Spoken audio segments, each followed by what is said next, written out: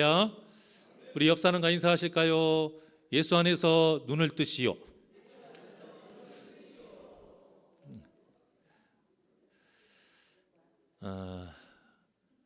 제가 동물을 싫어하지는 않습니다.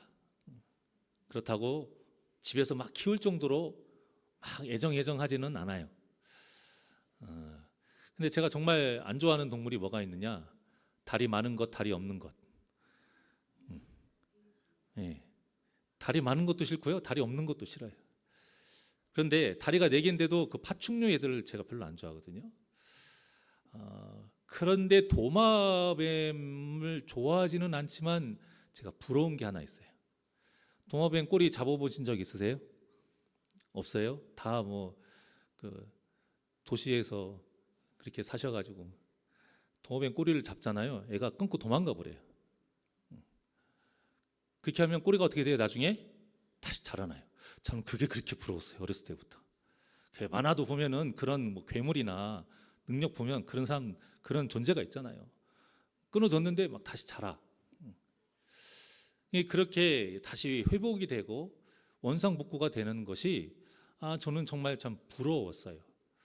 그런데 꼭 그렇게 부러울 것만은 아닌 것이, 우리가요, 예수님을 믿어서 본래는 죄인으로서 지옥에 가야 되는데 우리가 의인으로 일컬음을 받았잖아요. 그래서 구원을 받았습니다. 그러면 상식적으로 보면 더 이상 죄를 안 지어야 되는데 우리가 죄를 계속 짓잖아요. 계속 죄를 지어서 상처를 내고 계속 우리의 이 거룩한 부분들을 막 떼어낸단 말이에요. 그런데 우리 힘으로는 그것을 다시 회복시킬 수가 없는데 하나님께 가면 하나님이 우리를 다시 회복시켜 주신다고 하니 이게 얼마나 크신 은혜입니까? 그러니까 우리에게 하나님께 참 받는 은혜 중에 굉장히 귀한 은혜가 무엇이냐? 저는 회복의 은혜라고 이야기하고 싶습니다. 왜? 계속 우리가 죄를 짓는데 이건 도저히 우리 힘으로 안 되잖아요. 그런데 우리가 예배할 때에 진정으로 하나님 앞에 회개하면 하나님이 우리를 용서해 주신대잖아요. 회복시켜 주신대잖아요. 상한 심령을 다시 고쳐 주신대잖아요. 그것만이 아니라 또 말씀으로 우리가 죄를 회개 안 하려고 하면 말씀을 통해서 깨닫게 하세요. 정신 차려라. 왜 깨닫지를 못하니? 깨닫는 것이 왜 중요합니까? 깨닫지 못하면 그것이 죄인 줄 모르고 또 다시 세상에 나가서 도마뱀 꼬리 자르듯이 계속 그렇게 죄를 지으면서 우리의 거룩한 영육을 자꾸 훼손시킨단 말이에요. 그래서 우리는 이 예배 시간이 너무나도 귀한 겁니다. 왜? 예배를 통해서 회복의 은혜가 있기 때문입니다. 기도 시간이 왜 중요합니까? 기도할 때 하나님께서 우리에게 회복의 역사가 일어날 줄 믿습니다. 물론 예수님의 우리에게 경고하신 것처럼 우리의 먹을 것, 마실 것, 입을 것을 위해 기도할 때는 그런 역사가 일어나지 않지만 하나님의 나라와 의를 위한 기도, 하나님 마음에 맞는 기도를 하며 나아갈 때에 반드시 우리의 상한 심령을 다시 위로하시고 회복시켜 주시는 역사가 일어날 줄 믿습니다. 예레미야서 4장 1절에 보면 하나님께서 이렇게 말씀하셨어요. 이스라엘아, 너희들이 돌아오려거든 내게로 돌아오라, 이렇게 말씀하셨어요. 하나님만이 해결자 하시라는 거예요. 하나님이 아니면 회복시켜 주실 존재가 없다라는 거예요. 그리고 이와 똑같은 뜻으로 어떤 뜻이냐? 하나님은 언제나 우리를 기다리고 계신다는 겁니다. 그대로 예수님께서 그 뜻을 담아가지고 우리에게 비유로 말씀하신 게 우리가 흔히 알고 있는 탕자의 비유잖아요. 정확하게는 잃은 아들을 되찾은 아버지의 비유. 그 둘째 아들은 아버지가 기다리실 거라고 생각도 못한 거예요. 흥청망청 쓰고 그렇게 고생하는데도 아버지는 어땠어요? 둘째 아들이 나간 그 날부터 계속 기다렸어요. 그러니까 저기 끝에서 요만하게 보이는데, 이만하게 보이는데도 아들인 게 보인 거예요.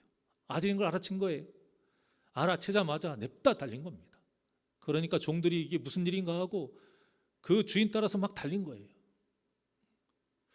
우리의 하나님은 항상 지금 우리를 기다리고 계신다라는 거예요. 그런데 우리가 도통 깨닫지를 못하고 우리가 하나님을 찾지 않기 때문에 이 영혼이 회복이 안 되고 죄의 문제가 해결이 안 된다는 겁니다. 호세아도 이렇게 외쳤습니다. 6장 1절의 말씀입니다. 시작. 오라 우리가 여호와께로 돌아가자. 여호와께서 우리를 찢으셨으나 도로 낫게 하실 것이요 우리를 치셨으나 싸매어 주실 것임이라. 아멘. 진정한 회복은 어디에 있다? 여호와 하나님께 있다라는 거예요. 그래서 우리가 이 세상 의지하면 안 되고 사람 의지하면 안 되고 권력 의지하면 안 되고 돈 의지하면 안 된다는 거예요. 우리의 영혼이 회복되려면 반드시 누구에게로 돌아와야 된다? 여호와 하나님께 돌아와야 된다는 거예요. 믿으시길 바랍니다. 자, 그런데 돌아오라 회복시켜 줄게만 하면 얼마나 좋아요. 여기서 뭐라고 하셨어요? 여호와께서 우리를 어떻게 하셨대요?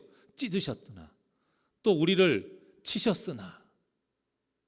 병 주고 약 주고 기분이 나쁠 수 있는데 그것이 아니에요. 왜 찢으셨을까? 왜 치셨을까? 이 또한도 우리를 사랑해서라는 거예요. 그 대표적인 사람으로 오늘 나오미를 들 수 있는 겁니다. 이 나오미의 상황을 통해서 하나님 우리에게 어떻게 회복의 은혜를 베푸시는지 좀 알아보려고 하는데요. 첫째, 하나님은 우리를 코너로 몰아넣으시면서 회복의 은혜를 베풀어 주세요. 방금 전 봉독한 이 호세아의 외침과 같이 하나님께서는 고난과 시련을 주셔요. 그런데 그저 우리를 힘들게 하려고 고통스럽게 하려고 하는 것이 아니라 회복시켜 주시려고 주시는 거예요. 하나님의 사랑인 거예요.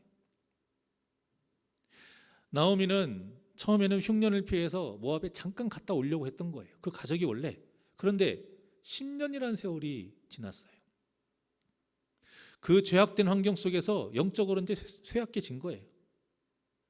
그 모압 땅이 베들레헴보다 더 좋아진 거예요. 그런데 이런 흐름이요, 오늘날 우리 성도들도 똑같아요. 처음에는 너무 좋아요. 열심히 신앙생활해요. 예배, 한 번의 예배가 너무 감격스럽고 한 주간이 계속 기다려져요. 그런데 어쩌다가 정말 어쩔 수 없이 한 번 예배를 빠졌을 때에 너무 마음이 안 좋아. 오히려 세상에 죄를 지은 것보다 더 막 불안불안해요. 내가 예수님 믿는다면서 이래도 되나? 이런 마음에 자꾸 마음이 안 좋아요. 그런데 교회 한 번 안 갔다고 해서 여러분들 인생에 무슨 특별한 일이 생깁니까? 한 번 안 갈 때마다 손가락 하나 어디가 뭐 칼로 피고, 두 번 안 가면 어디가 접질리고, 세 번 안 가면 탈모가 오고, 이런 거 한 번만 있으면 교회 빠질 사람 한 명도 없어요. 그런데 아무런 변화가 없어요. 그러니까 마음속에 우리도 모르게 어떤 생각이 드느냐, 괜찮구나, 이 정도는 괜찮구나.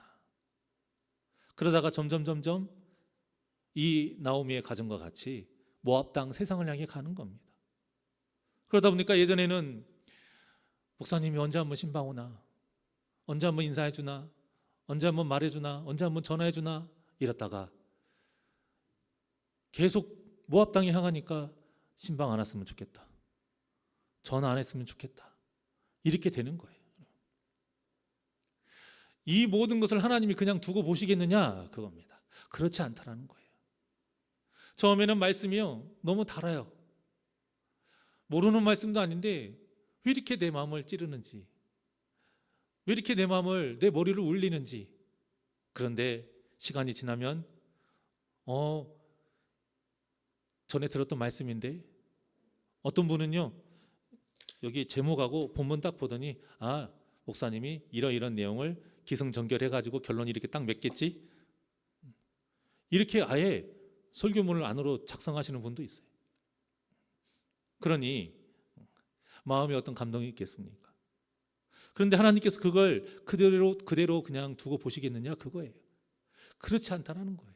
처음에 좋게 합니다. 그래도 말을 안 들으면 하나님이 때리시는 거예요. 이게 그 뜻입니다, 여러분. 우리를 찢으셨으나 너무 말을 안 들으니까 일단은 찢어서라도 정신 차리게 하는 거예요. 하지만 찢고 나서 끝나는 게 아니고 뭐 하신다고요? 도로 낫게 하시는 거예요. 우리를 치셔요. 그런데 치고 끝나는 게 아니고 도로 싸매 주신다라는 겁니다. 히브리서 12장 5절과 6절의 말씀입니다. 시작. 또 아들들에게 권하는 것 같이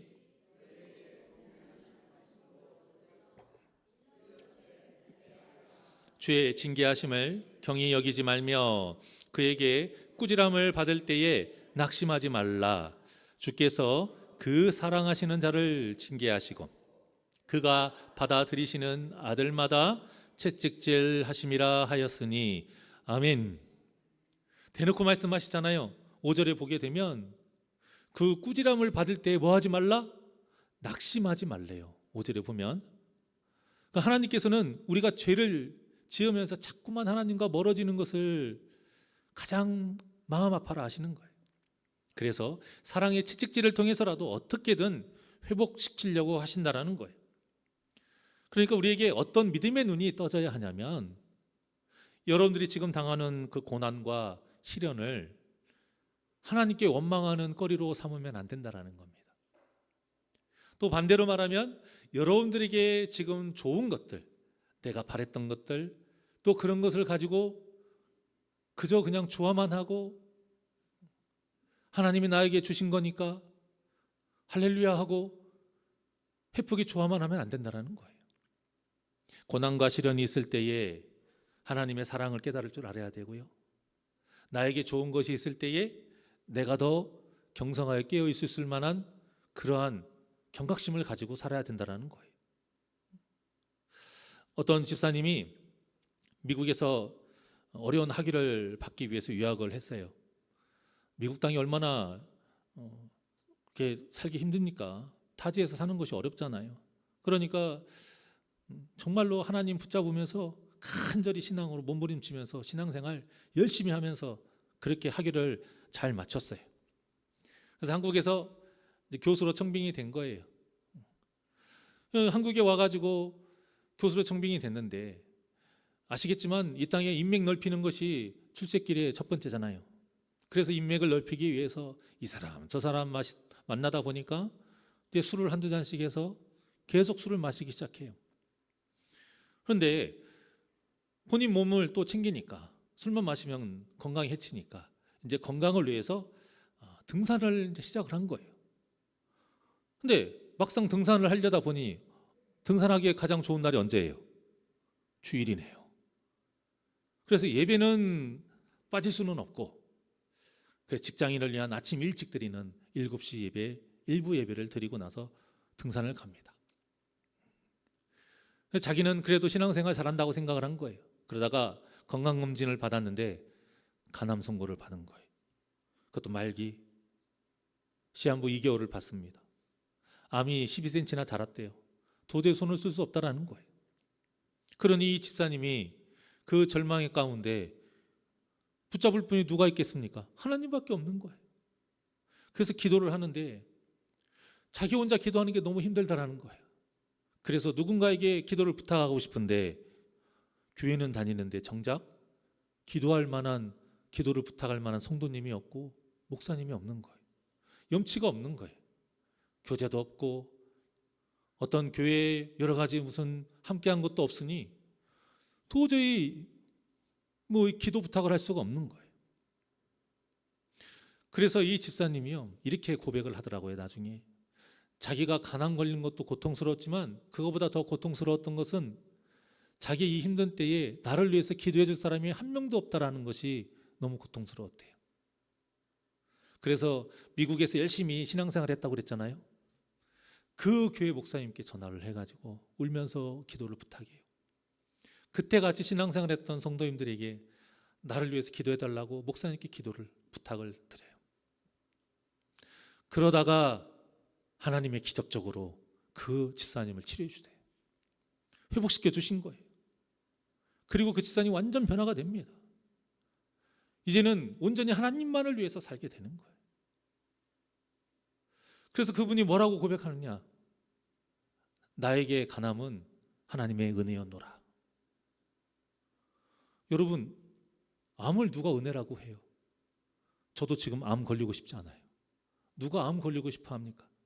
자, 그런데 우리에게 어떤 그러한 문제가 있을 때에 저와 여러분에게 이 또한도 하나님의 은혜요, 나를 위한 선하신 섭리라, 이렇게 받아들일 수 있는 믿음이 저와 여러분에게 있기를 원합니다. 오늘 본문의 나오미가 이런 상황이었던 거예요. 웬만한 어려움이 아니에요. 남편 죽었어요.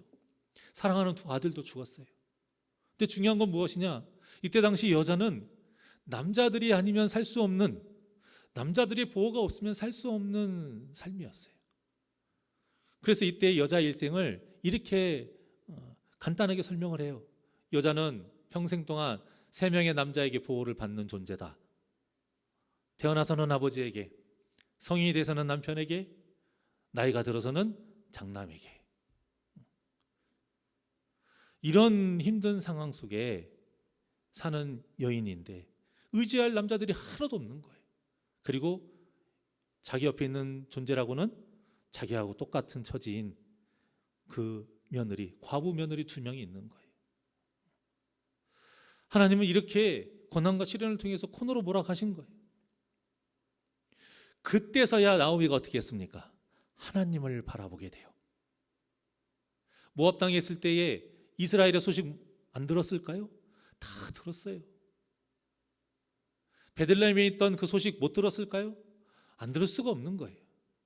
그런데 그때 베들레헴의 소식을 더 귀 기울이게 돼요. 그리고 그 소식을 통해서 그 베들레헴으로 향하게 된 겁니다. 여러분, 우리에게 지금 벌어지고 있는 고난과 시련이요, 절대 아무 의미 없이 그냥 이루어지는 것 하나 없어요. 지금은 이해가 안 될 수 있어요. 모르죠. 모르는 게 당연해요. 하나님이 아닌데 우리가 어떻게 합니까? 하지만 왜 이렇게, 언제까지, 무엇 때문에, 이건 모르지만 이 모든 것이 나를 향한 하나님의 사랑, 그 사랑인다는 것을 우리가 볼 수 있는 믿음의 눈이 떠져야 한다는 것입니다. 이렇게 영의 눈이 밝게 떠지는 복된 저와 여러분이 되시길 원합니다. 어떤 젊은 아빠가 아이를 걸음마를 시켰어요. 여러분들 다 해보셨잖아요. 근데 아기가 처음이니까 서는 것보다 넘어지는 게 더 많아요. 걷는 것보다 넘어지는 게 훨씬 많아요. 그렇게 넘어지다가 일어서다가 넘어지다가 딱 3발짝 걷고요, 아이가 울면서 아빠의 품에 안깁니다. 그 아이를 안고는 아빠가 너무 기뻐가지고 옆에 있던 노인에게, 우리 아이가 3발자국이나 걸었어요. 대견하지 않습니까?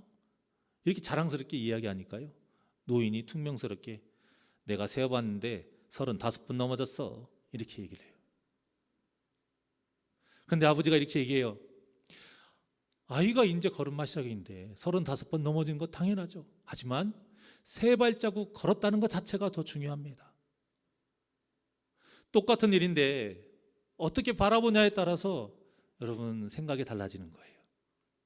노인처럼 바라보게 되면 아무리 잘해도 못한 것만 바라보고 슬픔만 있을 뿐이 불만만 생기는 거예요. 만족이 없는 거예요. 하지만 이 아버지와 같은 눈으로 바라보게 되면 작은 거 하나가 희망이 되고 기쁨이 되고 감사가 되는 것입니다. 우리의 믿음의 눈이, 이 믿음의 눈이 떠져야 된다는 거예요. 그래야 하나님께 원망하지 않는 것입니다. 하나님은 우리가 거룩한 발걸음을 걷기를 바라십니다. 근데 우리가 그렇게 건강합니까? 여러분 확신하세요? 저도 제 자신에 확신하지 못합니다. 그래서 저는 넘어질 때가 많은 거예요. 그래서 여러분, 하나님께서 우리를 잘 걸으라고 자꾸 훈련시키는 거예요. 코너로 몰아가시는 거예요. 우리는 좀 잡아줬으면 좋겠는데, 그냥 안 걷고 탁 품에 안아주셨으면 좋겠는데, 하나님은 우리가 거룩하게 걷기를 바라시는 겁니다. 넘어져도 괜찮습니다. 넘어졌을 때 원망하지 마시고 항상 우리를 일으켜 세우시려고 손 내밀고 계시는 하나님을 항상 바라보실 수 있는 그 믿음의 눈으로 하나님께 감사하며 의지하는 복된 저와 여러분이 되시기를 주님의 이름으로 축원합니다. 자, 2번째로 하나님은 우리에게 회복의 은혜를 주실 때에 복된 소식을 듣게 하세요. 오늘 본문의 6절입니다.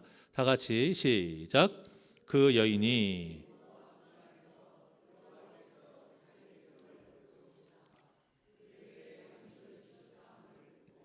이에 두 며느리와 함께 일어나 모압 지방에서 돌아오려 하여. 아멘. 여기에서 이제 돌보시사라는 말이 나와 있는데요, 주의 깊게 살피다, 방문하다 이런 뜻이에요. 오늘날로 말하면 신방하신 거예요. 신방. 베들레헴, 이 뜻이 빵집이거든요. 그런데 이 베들레헴 빵집에 빵이 없어가지고, 가뭄 때문에 빵이 없어서 이 나오미 가족이 모압 땅에 간 거거든요. 그런데 배는 채웠는데 내 사랑하는 남편과 아들들을 다 잃어버린 거예요. 그런데 소식이 들려와요. 어떤 소식이요? 빵집에 빵이 채워졌다 이거예요. 하나님의 돌보심으로 인해서 빵집에 빵이 채워진 거예요. 그 소식을 들은 거예요. 그리고 어떻게 했어요? 두 며느리와 함께 뭐 했다? 일어난 거예요. 우리가 이 복된 소식을 듣는 것이 진짜 복인 것입니다. 사람이 힘들고 슬플 때에 주위에 사람이 아무도 없다 해도요, 우리가 외롭지 않은 것은 우리를 위로해 주시는 하나님이 있기 때문입니다. 믿으십니까? 세상 사람들 보면은 외롭다고 하는 사람들 잘 보세요. 주위에 사람이 없어서가 아니에요. 사람이 많은데도 외롭다는 사람이 있다니까요. 그런데 독거노인분들, 그 침상에서 힘들게 불편하게 사시는 분들, 믿음 있는 분들은 외롭다고 하지 않으세요. 왜 그럴까요? 하나님이 함께 하시기 때문인 거예요. 그 믿음이 있기 때문에 외롭다라고는 안 해요. 히브리서 4장 16절의 말씀입니다. 시작. 그러므로 우리는 긍휼하심을 받고 때를 따라 돕는 은혜를 얻기 위하여 은혜의 보좌 앞에 담대히 나아갈 것이니라. 아멘. 은혜의 보좌 앞에 우리는 나가야 된다는 거예요. 왜요? 하나님의 위로하심이 있으니까. 교회가 하나님의 그 은혜의 보좌입니다. 이곳에서 우리가 하나님의 위로하심을 받기 위해 온 거예요. 그런데 이 위로하심이 그저 위로만이 아니라 가장 먼저 내 죄의 문제가 해결이 돼야 돼요. 그러면서 위로해 주시는 거예요. 근데 무엇을 통해서 죄의 문제를 해결하시고 위로를 해주시느냐? 바로 말씀인 것입니다. 그래서 예배 순서에 보면은요, 말씀이 가장 어디에 있어요? 중앙에 있는 거예요. 중앙에. 하나님의 말씀이 가장 중요하기 때문에 예배 순서의 가장 중앙에 있는 거예요. 나오미는 건너 건너 들리는 소문만으로 하나님께 돌아가고자 하는 마음을 먹었어요. 대단한 소식이어서가 아니고요, 가느다란 작은 소식이라 할지라도 그것이 나에게 복음이 되면, 복된 소식이 되면 그걸로 족한 거예요. 그런데 우리는 어떻습니까? 나오미하고는 달라요. 나오미는 성경책 쳐다도 못 봐요. 당시에는 아무리 부자여도 성경책 없습니다. 있어도 읽지도 못해요. 여인들은 더하죠. 여인들은 직접 말씀도 듣지 못해요. 말씀을 들은 아버지나 남편에게 들어야 돼요. 그런데 우리는 어떻습니까? 때에 따라서 아무데나 편하게 말씀을 볼 수 있어요. 더하거나 뺄 것도 없어요. 이 자체로 완벽해요. 더 이상의 말씀 필요 없어요. 이거면 돼요. 그런데 이 말씀을 듣고 나오미와 같은 반응조차 없다라면 이것이 문제 아니냐 그거예요. 나오미는 그냥 그거 하나, 빵집에 빵이 채워졌대요. 하나님이 그 빵집에 빵을 채워 놓으셨대요.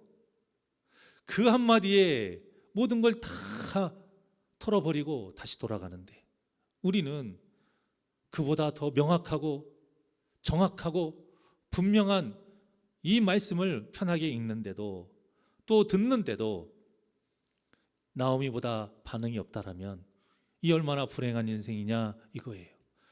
이것이 진짜 슬픈 거예요. 내 뜻대로 안 되는 것이 슬픈 것이 아니라 넘쳐나는 이 생명의 말씀, 확실하게 우리에게 선물로 주신 이 생명의 말씀을 듣는데 이것이 도저히 복된 소식으로 들리지 아니하고 자장가가 되고 지루한 소리가 된다라는 것, 이것이 우리에게 가장 불행한 것입니다. 그러니 하나님의 말씀이 세상의 그 어떤 소식보다 복된 소식으로 여러분들에게 임하셔서 말씀을 들을 때마다 회복되는 역사가 있기를 원합니다. 자, 마지막으로 회복의 은혜를 어떻게 하시냐? 일어나게 하세요. 일어나게. 복된 소식을 듣고 위로를 받는 데서 끝나는 것이 아니라 일어날 수 있는 힘을 주신 거예요. 오늘 6절에 보게 되면 그 함을 듣고 소리를 듣고 두 며느리와 함께 일어나라고 나와 있어요. 주체가 나오미니까 나오미가 일어난 것처럼 보이지만 아니에요, 여러분. 하나님이 힘을 주셨기 때문에 일어난 거예요. 지금 여러분들이 여기 오후 예배에 참석하셨습니다. 바쁜 분들이 있을 수 있고 피곤할 수도 있어요. 그럼에도 여러분들이 믿음으로 이곳에 왔어요. 여러분들이 결정하신 거예요. 하지만 그 이전에 그 기본 바탕에 누구의 도우심이 반드시 있으셨다는 겁니까? 하나님의 도우심이 있으셨다는 거예요. 하나님의 도우심이 없으면 여러분들이 아무리 교회를 가고 싶어도 못 가는 거예요. 내가 예배를 드려야지 작정해도 못 드리는 거예요. 우리가 이 믿음의 원리를 알아야 된다는 겁니다. 성경에서 아무리 사람이 하는 것 같고 아무리 다윗이 한 것 같고 아무리 아브라함이 한 것 같지만 그 모든 것은 다 하나님께서 힘을 주셨기 때문인 거예요. 세상 사람들은 예배를 많이 드리는 것을 이해하지 못해요. 말씀을 통해 하나님께서 예배하신 그 힘을 얻는 그 진리를 모르기 때문인 거예요.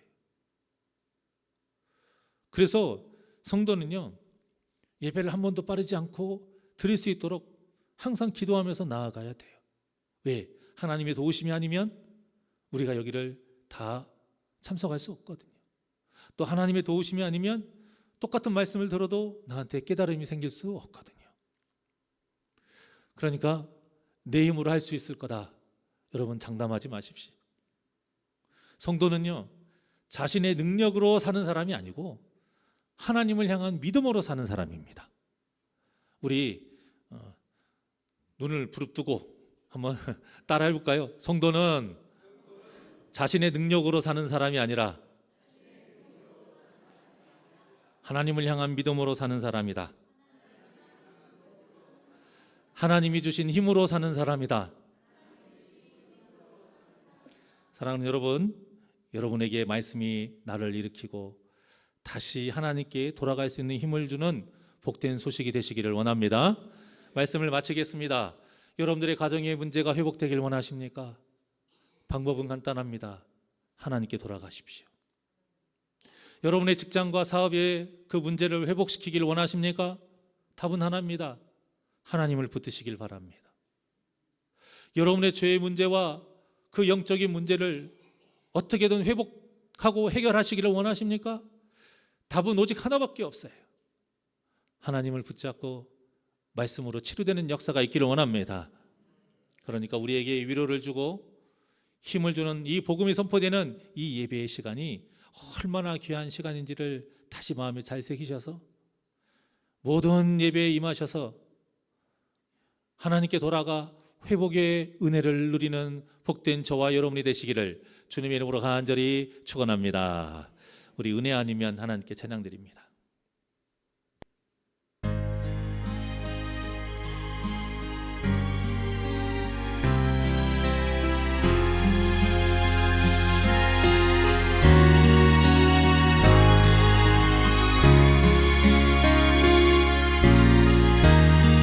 어둠 속 헤매이던 내 영혼,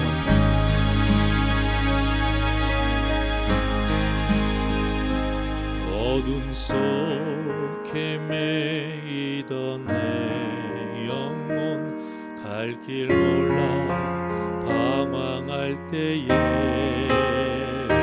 주의 십자가 영광의 귀빛이 나를 향해 비추어 주션. 주홍빛보다도 붉은, 주홍빛보다도 붉은 내 죄 그리스도의 피로 씻기어 완전한 사랑 주님의 은혜로 새 생명을 깨어났네. 은혜 아니면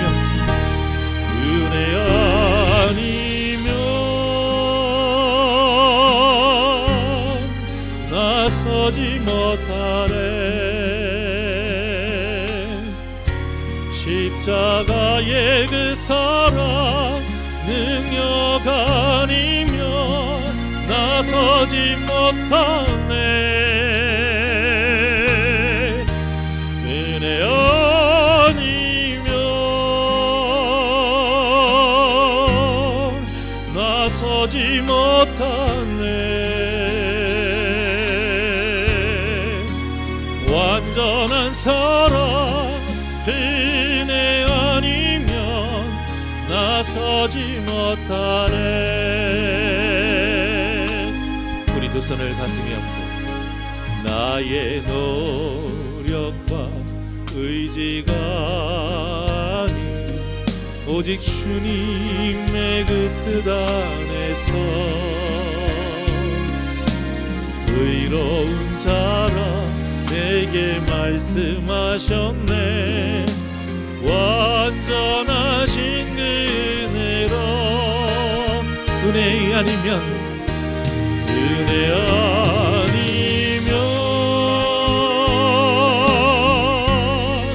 나서지 못하네. 십자가의 그 사랑 능력 아니면 나서지 못하네.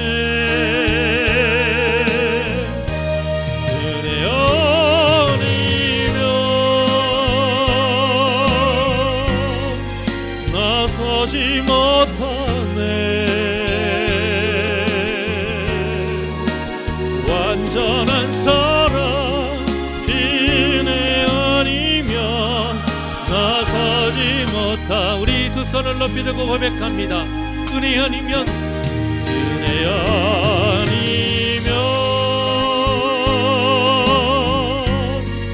나서지 못하네. 십자가의 그 사랑 능력 아니면 나서지 못하네. 은혜 아니면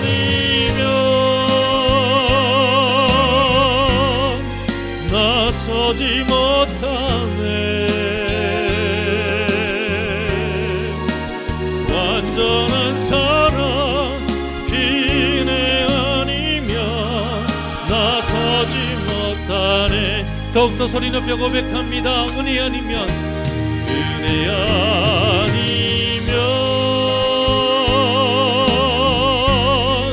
나서지 못하네. 십자가의 그 사랑 능력 아니면 나서지 못하네. 은혜 아니면 나서지 못하네. 완전한 사랑 은혜 아니면 나서지 못하네.